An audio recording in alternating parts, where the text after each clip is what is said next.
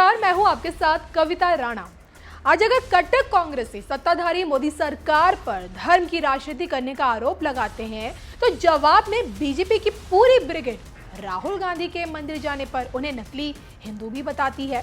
राहुल के माथे पर त्रिपुंड और गले में जनेऊ को देखकर एमपी के गृह मंत्री नरोत्तम मिश्रा तो ये कहते हैं कि राहुल बाबा का ज्ञान बाबा ब्लैक शीप तक ही सीमित है, और जब राहुल चुनावी मौसम में अगर मंदिर के दर्शन कराएं तो विरोधी उनको चुनावी हिंदू बताते हैं। अब देखिए, असलियत में राहुल गांधी के लिए हिंदू होने का मतलब क्या है, सनातन संस्कृति में उन्हें कितना यकीन है, और ये तो वही जाने। लेकिन इसमें कोई शक नहीं कि उनकी धार्मिक भावना को लेकर विरोधियों ने हमेशा सवाल खड़े किए हैं।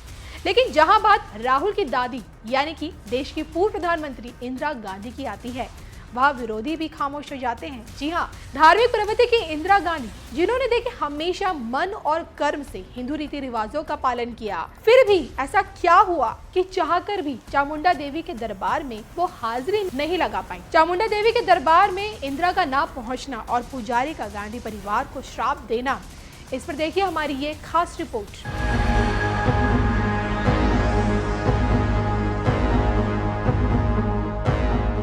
इंदिरा गांधी, जिनके पिता देश के पहले प्रधानमंत्री यानी कि जवाहरलाल नेहरू नास्तिक थे, धर्म की बजाय वैज्ञानिक दृष्टि पे ज्यादा जोर देते थे, लेकिन माँ यानी कि कमला एक कौल परिवार में जन्मी कश्मीरी पंडित थी, वो जो पूरे हिंदू रीति रिवाजों के साथ चीजों को लेकर चलती थी। और ऐसे माहौल में ही इंदिरा गांधी जी पली और बड़ी हुई, और जिसके चलते देखिए मन और कर्म से वो हमेशा से हिंदू रीति रिवाजों को फॉलो करती थी। उनके लिए कहा जाता है कि इंदिरा गांधी ने अपने घर में एक पूजा कक्ष भी बनाया हुआ था, जिसमें वो रोजाना पूजा अर्चना करती थी। पूजा कक्ष में आरती के लिए एक पीतल की थाली भी वो रखती थी, जिसके जरिए वो आरती करती थी, और अक्सर वो हवन भी कराती थी घर में।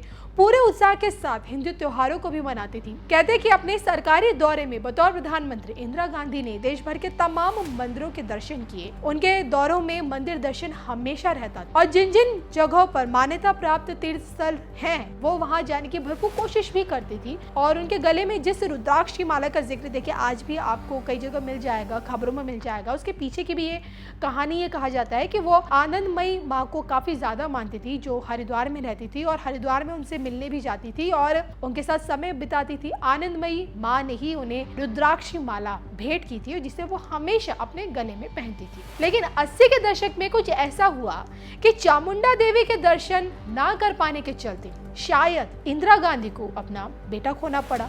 जी हाँ, द इंडियन एक्सप्रेस की कंट्रीब्यूटिंग एडिटर नीरजा चौधरी की एक नई किताब सामने आई है, हाउ प्राइम मिनिस्टर डिसाइड। जी हाँ, इस किताब में इस बात का जिक्र मिलता है कि चामुंडा देवी के दरबार में इंदिरा गांधी का ना पहुंचना किसी अनहोनी का संकेत था।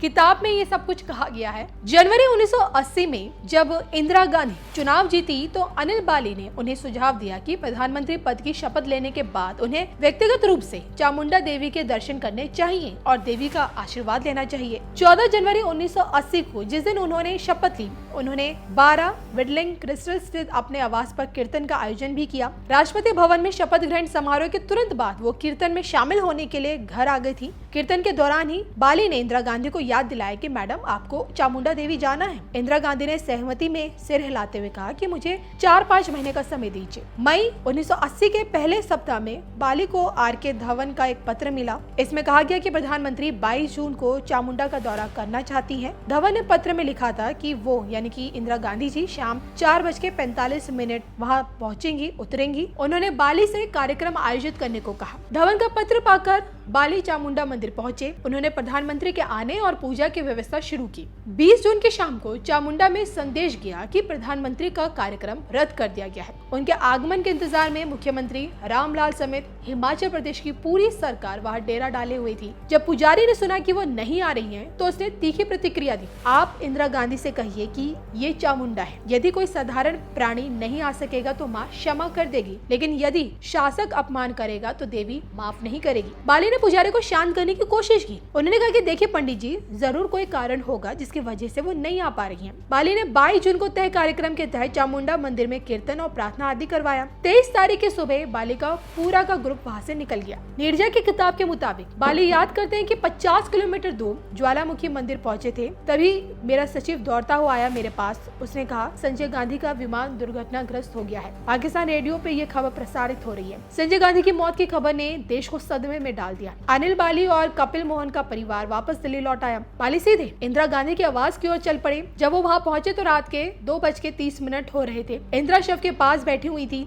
वो बाली को देख बातचीत करने के लिए उठी। इंदिरा जी ने बाली से पूछा कि क्या इसका मेरे चामुंडा ना जाने से कोई संबंध है। बाली ने इंदिरा को शांत करने की कोशिश करते हुए कहा, मैडम अभी इस बारे में बात करने का सही समय नहीं है, मैं बाद में बताऊंगा। तो संजय गांधी की मौत के 4 दिन बाद बाली अकबर रोड पहुंचे। इंदिरा गांधी के बगल में सुनील दत्त और उनकी पत्नी नरगिस थी। इंदिरा ने बाली को इशारा किया और एक तरफ ले गई। उन्होंने फिर पूछा, अब बताओ क्या हुआ। जवाब में बाली ने इंदिरा गांधी से पूछा कि जिस दिन वो वहाँ चामुंडा मंदिर आने वाली थी उस दिन क्या हुआ था। इंदिरा गांधी ने दिमाग पर जोर डालते हुए याद दिलाया कि मुझे नहीं पता कि मेरा कार्यक्रम किसने रद्द कर दिया। मुझे जम्मू से चामुंडा आना था। संजय मेरे साथ आ गए थे। मुझे उसके साथ मंदिर में दर्शन के लिए आना था। मुझे बताया गया कि मौसम खराब हो गया और चामुंडा में बहुत तेज बारिश हो रही है। आने वाले कुछ ही घंटों में हेलीकॉप्टर वहाँ नहीं उतर पाएगा और इसलिए उन्होंने एक दिन पहले ही दिल्ली लौटने का फैसला किया। इंदिरा गांधी की बात सुन बाली चकित थे। उन्होंने इंदिरा को बताया कि चामुंडा में मौसम खराब बिल्कुल नहीं था, न ही बारिश हो रही थी। किसी और ने इंदिरा के लिए तय किया कि वो चामुंडा ना जाए। संजय की मौत के कई महीनों बाद इंदिरा गांधी के राजनीतिक सहयोगी एमएल फतेहदार ने बाली को फोन किया। फतेहदार ने कहा कि प्रधानमंत्री आपसे मिलना चाहती है। सुबह 7:30 बजे अवश्य पहुंचे। बाली इंदिरा के आवास पहुंचे। इंदिरा गांधी तुरंत मुद्दे पे आ गए। उन्होंने कहा कि मैं चामुंडा जाना चाहती हूँ। प्रधानमंत्री इंदिरा गांधी ने बाली से आवश्यक व्यवस्था कराने को कहा। 13 दिसंबर 1980 को वो चामुंडा गई। जैसे उन्होंने पूजा शुरू की, पंडित के हाथ कांपने लगे।